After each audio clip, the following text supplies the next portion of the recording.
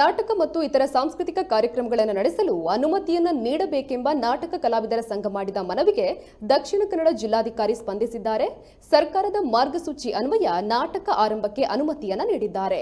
1 ವರ್ಷದಿಂದ ದಕ್ಷಿಣ ಕನ್ನಡ ಜಿಲ್ಲೆಯಲ್ಲಿ ಸಾಂಸ್ಕೃತಿಕ ಮತ್ತು ಜನಪದ ಕಾರ್ಯಕ್ರಮಗಳು ಸಂಪೂರ್ಣವಾಗಿ ಸ್ತಬ್ಧಗೊಂಡಿತ್ತು. ಹೀಗಾಗಿ ಕಲಾವಿದರಿಗೆ ದೈನಂದಿನ ಜೀವನ ಸಾಗಿಸಲು ಕಷ್ಟವಾಗ್ತಿತ್ತು. ಕರಾವಳಿ ಜಿಲ್ಲೆಯಲ್ಲಿ ಸುಮಾರು 50ಕ್ಕಿಂತಲೂ ಹೆಚ್ಚಿನ ವೃತ್ತಿಪರ ನಾಟಕ ತಂಡಗಳಿವೆ. ಇದರಲ್ಲಿ ಅನೇಕರಿಗೆ ನಾಟಕವೇ ವೃತ್ತಿಯಾಗಿದ್ದು ಇದೇ ಜೀವಾಳವಾಗಿದೆ. ಈ ಹಿನ್ನೆಲೆಯಲ್ಲಿ ನಾಟಕ ಕಲಾವಿದರ ಸಂಘವು ಜಿಲ್ಲಾಧಿಕಾರಿಯವರನ್ನ ಭೇಟಿ ಮಾಡಿ ಮನವಿಯನ್ನ ಸಲ್ಲಿಸಿತ್ತು. ಮನವಿಯನ್ನ ಪರಿಶೀಲಿಸಿದ ಜಿಲ್ಲಾಧಿಕಾರಿಯವರು ಸರ್ಕಾರದ ಸುತ್ತೋಲೆಯಂತೆ ಎಲ್ಲಾ ವಿಧದ ಮನರಂಜನಾ ಕಾರ್ಯಕ್ರಮಗಳಿಗೆ ಷರತ್ತಿನ ಆಧಾರದಲ್ಲಿ ಅನುಮತಿಯನ್ನ ನೀಡಿದ್ದಾರೆ. ಇದರ ಪರಿಷತ್ನಿಂದ ಇವತ್ತು ಮಾನ್ಯ ಜಿಲ್ಲಾಧಿಕಾರಿ ಅವರಿಗೆ ರಂಗಭೂಮಿಯ ನಾಟಕ ಪ್ರದರ್ಶನಗಳ ಬಗ್ಗೆ ಒಂದು ಮನವಿಯನ್ನು ನೀಡಿದೆವು. ಮನವಿಗೆ ತಕ್ಷಣ ಸ್ಪಂದಿಸಿದ ಜಿಲ್ಲಾಧಿಕಾರಿ ಅವರು ನಾಟಕ ಪ್ರದರ್ಶನಗಳನ್ನು ಆರಂಭಿಸಬಹುದು. ರಂಗಮಂದಿರಗಳಲ್ಲಿ 50% ಜನ ಪ್ರೇಕ್ಷಕರನ್ನು ಇಟ್ಟುಕೊಂಡು ನಾಟಕವನ್ನು ಮಾಡಬಹುದು. ಹಾಗೆ ಹೊರ ಬಯಲು ರಂಗಮಂದಿರದಲ್ಲೂ ಕಾರ್ಯಕ್ರಮವನ್ನು ಮಾಡಬಹುದು. ಆದರೆ ನಿಬಂಧನೆಗಳನ್ನು ಸೂಕ್ತವಾಗಿ ಪಾಲಿಸಿಕೊಂಡು ಆರಂಭಿಸಿ ನಿಮಗೆ ಯಾವುದೇ ರೀತಿಯ ತೊಂದರೆ ಬಂದರೆ ನಾನು ಅದಕ್ಕೆ ಸ್ಪಂದಿಸ್ತೇನೆ ಹೇಳುವಂಥ ಒಂದು ಭರವಸೆಯನ್ನು ನೀಡಿದ್ದಾರೆ. ಇದು ತುಳು ರಂಗಭೂಮಿಗೆ ಒಂದು ತುಂಬ ಮಾರ್ಚ್ ತಿಂಗಳಿಂದ ನಂತರ ಸ್ಥಗಿತಗೊಂಡ ತುಳು ರಂಗಭೂಮಿಗೆ ಒಂದು ಹೊಸ ಚಾಲನೆಯನ್ನು ನೀಡಿದಂತಾಯಿತು.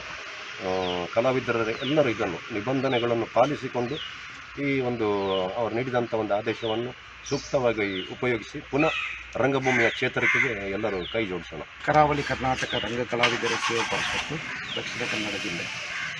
ಇವತ್ತು ನಾವು ರಂಗಭೂಮಿಯ ಕಲಾವಿದರು ದಕ್ಷಿಣ ಕನ್ನಡದಲ್ಲಿ ಸುಮಾರು 50ಕ್ಕೂ ಹೆಚ್ಚು ವೃತ್ತಿಪರ ಕಲಾ ತಂಡಗಳಿವೆ.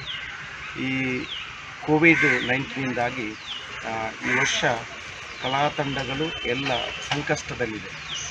ಈಗಾಗಲೇ ನಾವು ಮಾನ್ಯ ಜಿಲ್ಲಾಧಿಕಾರಿಯವರಿಗೆ ಎಂದಿನಂತೆ ಈ ನಾಟಕ ಕಾರ್ಯಕ್ರಮಗಳನ್ನು ಪ್ರಾರಂಭ ಮಾಡಬೇಕಂತ ಈಗಾಗಲೇ ನಾವು ಮನವಿ ಕೊಟ್ಟಿದ್ದೇವೆ.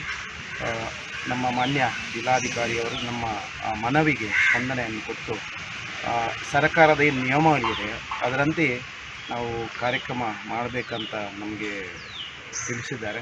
ಅದೇ ರೀತಿ ನಾವು ಎಲ್ಲ ದಕ್ಷಿಣ ಕನ್ನಡ ಜಿಲ್ಲೆಯ ಎಲ್ಲ ಕಲಾ ತಂಡಗಳಿಗೆ ನಾವು ಈಗಾಗಲೇ ಎಲ್ಲರಿಗೆ ದಕ್ಷಿಣ ಕನ್ನಡ ಜಿಲ್ಲೆ, ಉಡುಪಿ ಜಿಲ್ಲೆ, ಕಾಸರಗೋಡು ಜಿಲ್ಲೆ ಎಲ್ಲ ಕಲಾವಿದರಿಗೆ ಇದನ್ನು ನಾವು ತಿಳಿಸ್ತಾ ಇದ್ದೇವೆ. ಇನ್ನು ನಾವು ಕಾರ್ಯಕ್ರಮ ನಮ್ಮ ನಾಟಕ ತಂಡವನ್ನು ಪ್ರಾರಂಭ ಮಾಡ್ಬೋದು. ಆದರೆ ಸರ್ಕಾರದ ಏನು ನಿಯಮಾವಳಿ ಅದಕ್ಕೆ ತಕ್ಕಂತೆ ನಾವು ಕಾರ್ಯಕ್ರಮ ಮಾಡಬೇಕು ಅಂತ ನಮ್ಮ ಮನವಿಗೆ ಪ್ರತ್ಯುತ್ತರ ಕೊಟ್ಟಿದ್ದಾರೆ. ನಾವು ಏನು ಸರ್ಕಾರದ ಏನು ನಿಯಮ ಇದೆ ಅದನ್ನು ಪಾಲನೆ ಮಾಡಿಕೊಂಡು ನಮ್ಮ ಕಲಾ ರಂಗಭೂಮಿಯ ಪ್ರತಿ ಕಾರ್ಯಕ್ರಮ, ಜಾನಪದ ಕಾರ್ಯಕ್ರಮ ಆಗಲಿ, ನಾಟಕ ಕಾರ್ಯಕ್ರಮ, ಸಂಗೀತ, ಭರತನಾಟ್ಯ, ಏನು ಕಾರ್ಯಕ್ರಮ ಎಲ್ಲ ಕಾರ್ಯಕ್ರಮಗಳನ್ನು